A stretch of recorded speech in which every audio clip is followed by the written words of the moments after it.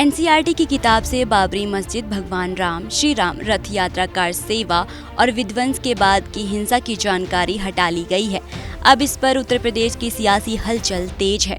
UP की संबल Lok Sabha seat से सपा सांसद जिया-उर-रहमान वर्क ने कहा कि अफसोस की बात है कि जो हमारे इतिहास हैं और इस तरह की बात को लेकर खत्म करने का प्रयास किया जा रहा है। बाबरी मस्जिद मुद्दे को हटाने का कोई मतलब नहीं बनता है। बच्चों को हर चीज की जानकारी होनी चाहिए। अफसोस की बात है कि जो हमारा इतिहास है कि जो उस टाइप की बात को ला करके तो उसको ख़त्म करने का प्रयास किया जा रहा है और जो बाबरी मस्जिद का मसला था उस सबको हटाने का कोई मतलब नहीं बनता है। और इसमें जो एनसीईआरटी ने जो किया है, हम कहते हैं कि हर चीज़ की जानकारी होनी चाहिए। बच्चों को भी अगर आप कोई कोर्स लेकर के आ रहे हो तो उसमें पता होना चाहिए कि वो हमारी किस तरह से हमारा वो धार्मिक स्थल वहाँ पर हमारा था और उसको बाद में किस तरह से बदल कर दूसरा धार्मिक स्थल बनाया। वहीं उन्होंने अलीगढ़ में एक व्यक्ति की हुई हत्या को लेकर बीजेपी सरकार पर हमला बोला है। उन्होंने कहा है कि पिछली बार भारतीय जनता पार्टी की सरकार में इस तरह की घटनाओं का प्रचलन चल रहा था। फिर से बीजेपी की सरकार बनने पर ये हत्या हुई है।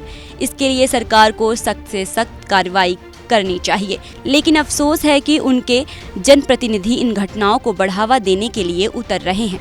मैं ये कहूँगा कि इससे पिछली वाली सरकार का भी भारतीय जनता पार्टी सरकार में इस टाइप की घटनाएं एक आम बोल चली गई थी, उनका प्रचलन चल रहा था और फिर से सरकार बनने के बाद में ये घटना हुई है। तो इसके लिए सरकार को सख्त से सख्त कार्रवाई करनी चाहिए और इस टाइप के लिए सबूत देना चाहिए अपनी कार्रवाई करके कि आने वाले समय के अंदर कोई इस टाइप का कदम नहीं उठा सके। लेकिन अफसोस है कि उनके जनप्रतिनिधि ही इसको उन हथियारों को बढ़ावा देने के लिए उनके समर्थन में उतर रहे हैं।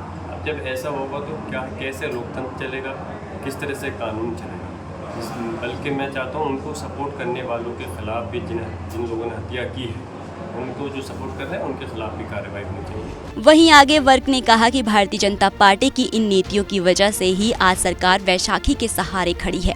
आने वाला समय इससे भी ज्यादा खराब होने वाला है, क्योंकि मुसलमानों के अलावा दूसरे समाज के लोग भी चाहते हैं कि अब इस पर से हटकर विकास रोजगार के मुद्दे पर राजनीति होनी चाहिए और देश को आगे बढ़ाने की राजनीति होनी चाहिए। भारतीय जनता पार्टी की इस नीतियों की वजह से ही इस समय ये सूरत हाल आज इसका घर पे आकर खड़ी हुई है कि सरकार उसको बेसाखों पर बनानी पड़ी है और आने वाला समय इससे भी ज़्यादा खराब होगा, क्योंकि मुसलमानों के अलावा दूसरे समाज के लोग भी चाहते हैं कि सिर्फ राजनीति अब इस चीज़ पे नहीं बल्कि विकास के मुद्दों पर होनी चाहिए और इस देश को आगे बढ़ाने के लिए करनी चाहिए।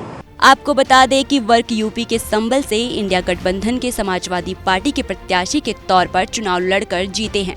उन्होंने पहली बार लोकसभा चुनाव लड़ा और सांसद चुन भी लिए गए हैं। जिया-उर-रहमान 26 साल की उम्र में वो पॉलिटिक्स में आए। 2017 में विधायक बने।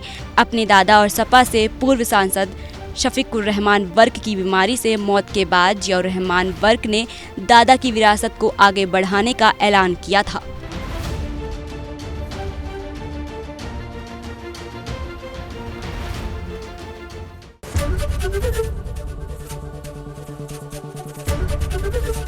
एबीपी गंगा, खबर आपकी, जुबान आपकी।